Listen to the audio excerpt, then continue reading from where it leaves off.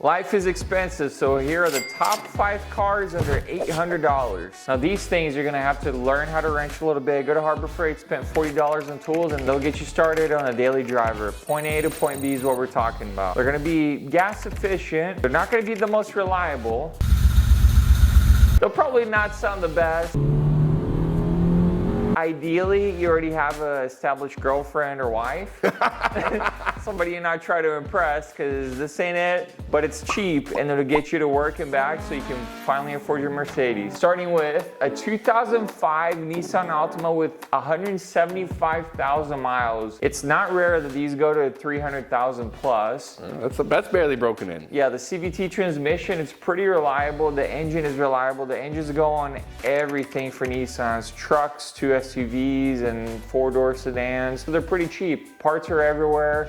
The issue with this one are brake-related systems. So it needs rotors, it needs pads. That's really it. Those are like, what, a couple $100 and in 3 hours you get all that changed. If you're willing to put on some gloves and find a YouTube tutorial on how to do it, that's under $1,000, a pretty reliable daily driver. Next is a 2010 Chevy Impala for $700. This is a little higher, it's got 220,000 miles. At this price range though, anything $1,000 or less, it doesn't matter what you pay for it, because the scrapyard is gonna pay about the same if you trailer it out there. Worst case, it doesn't work. So the risk is super low and they don't go down in value. In 5 years, it's gonna be the same amount of money, because how much lower can you go? This one specifically, the body is looking a little tough. It's got the dents, it's got the paint missing and things like that, but we're talking about going to work and going back home. We're not talking about impressing the That's just character. The owner states it runs and drives, but the battery is dead. That's a quick thing to fact check. Drive your buddy's car to this person to meet him, take the battery from your buddy's car, throw it in the Impala, and if it doesn't start, then go back home.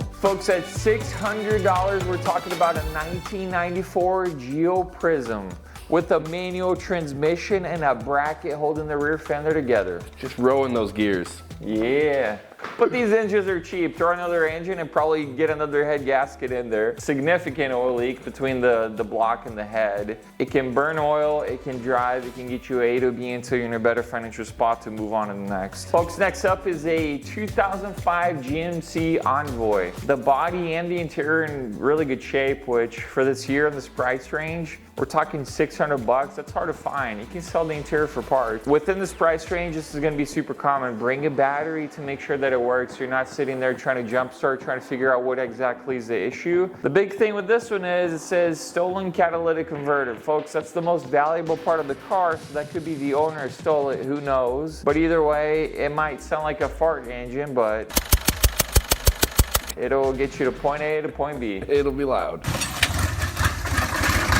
Next up is a 2008 Volkswagen Jetta at $400 with 219,000 miles. The exterior is a little rough. It's got the zip ties on there. It's doing what it can to keep it together, and point A to point B is what we're talking about here. The interior is great though. The owner's complaining about a loud wheel bearing, which the hub's pretty easier to replace. So folks, last but not least, we have an honorable mention. This is $1,200, well above the price range, but with that extra cost comes extra character. 1992 Honda Civic CX hatchback.